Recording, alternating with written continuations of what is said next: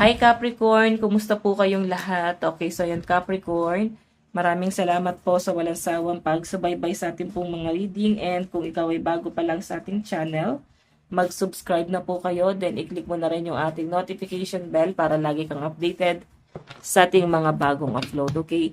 So guys, tignan natin ano ba yung paparating sa inyo this week, Capricorn, Sun, Moon, Rising, and Venus sign. Ano po yung paparating sa mga Capricorn this week?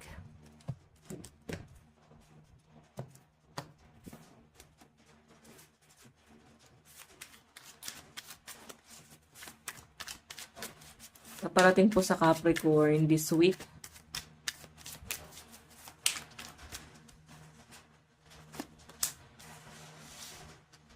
Ang daming panghuhusga. Pero mas nakikita ko sa mga Capricorn na pinipili mong manahimik, pabayaan na lang, ipaubaya na lang kay universe, yung mga false accusation. Nakikita ko guys parang may conflict lang na nangyari. Tingnan natin. Meron tayong Queen of Wands. Okay, so nakikita ko sa mga Capricorn, pinipilit nyo maging masaya, no? Nandun na kayo sa point na yes, no? Lalo sa mga single, ang daming temptation. Ayun, no? Ang daming na-attract sa inyo, daming nagkakagusto. Yan po yung pinapakita sa akin dito, Capricorn. So, nakikita ko nag-enjoy ka naman, nagiging masaya ka naman dito sa kung ano yung buhay na meron ka ngayon. Pero again, kagaya ng sabi ko dyan, e-enjoy mo lang. Kasi dito naman ine-enjoy mo eh. Okay, ang dami lang temptation sa paligid mo kasi nga siguro good looking ka para sa kanila. Ang dami nagkakagusto sa inyo, ang daming tukso. Again, meron tayong King of Wands. Meron dito someone na parang nag-e-enjoy na makausap ka. Yan po yung King of Wands. So, every time na makikita ka niya, guys, nababalisa ka. Every time na, nababalisa siya. Every time na makikita ka niya, nababalisa itong taong to, nagpapanik, hindi niya alam kung ano yung magiging reaction niya sa harap mo. Hindi niya alam kung paano kanya i-approach. Ganun yan po yung pinapakita sa akin dito. Kasi Knight of Wands kasi to. Okay, napaka-fiery. So, ibig sabihin, napaka-passionate sa inyo na tong tao. So, gusto ko talaga niya, pero hindi niya alam kung paano aarte sa harap mo. Tignan pa natin.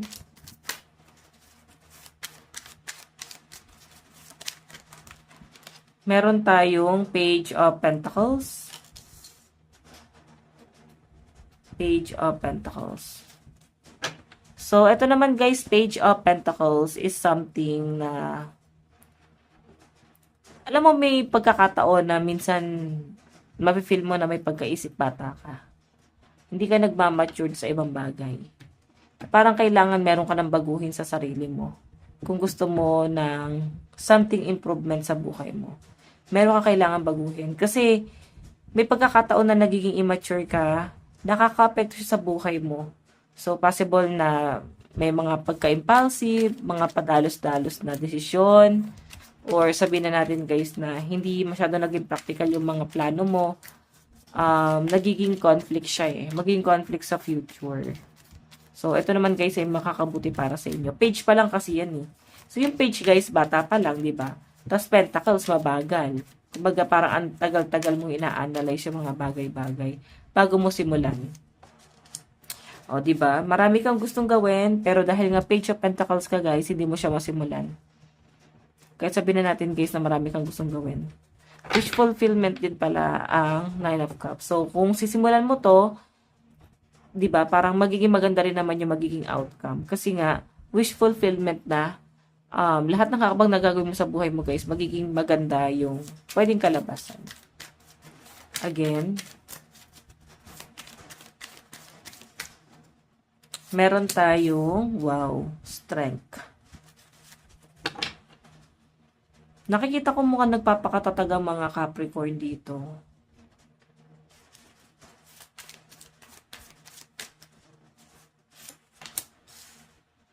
Meron tayong Four of Cups. Magpapakatatag ka kahit parang ang daming betrayal, ang daming disappointment, daming rejection, ang daming problemang dumating sa inyo guys. Sa nakikita ko sa inyo is pinipili mong magpakatatag lalo na at ikaw ay nag-iisa. Again, meron tayong meron tayong Ten of Pentacles, family. So, alam nyo guys, pwedeng may event or celebration, birthday, kasal, binyag, na pwedeng maganap ngayong week na to. So, ayun o, daming family, sama-sama, tapos may celebration.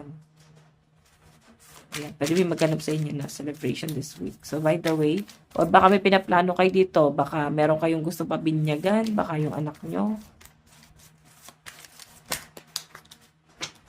Meron tayong Emperor.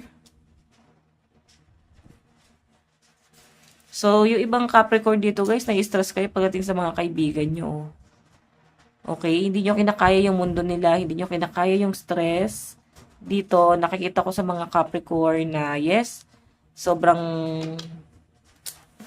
problema talaga yung binibigay nila sa inyo guys. Pero nakikita ko sa mga Capricorn na mas pinipili mo na wag tong isipin. Pero siguro may mga pagkakataon na kailangan, lalo na kung nakaka-apekto sa mental health mo, like for example, binubulabog ka pa rin kahit na mas pinipili mo ng manahimik, no?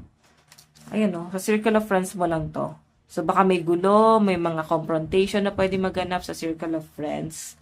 Salain nyo, guys. Okay? So, by the way, advice para sa inyo. Meron tayong go wild. Ayan, no? Hindi sapat yung pananahimik lang, Capricorn. Hindi sapat na parang pinapasuggest mo na lang ang lahat. Kailangan ikaw ay nagvo-voice out pa rin.